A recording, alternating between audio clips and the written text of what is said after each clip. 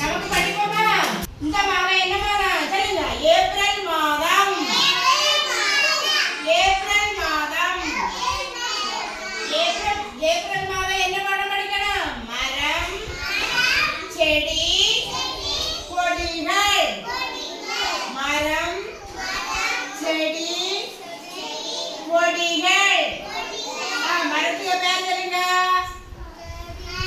மாமரம், ஆலமரம், பலாமரம், வேப்பமரம், அரச மரம். இதெல்லாம் மரங்கள். சரிங்களா? இன்னும் நிறைய மரங்கள் உண்டு. சரியா? நாளைக்கு எல்லாரும் ஒவ்வொரு மரத்துக்கு பேரு டீச்சர்கிட்ட வந்து சொல்லி தரணும். சரியா? அடுத்தது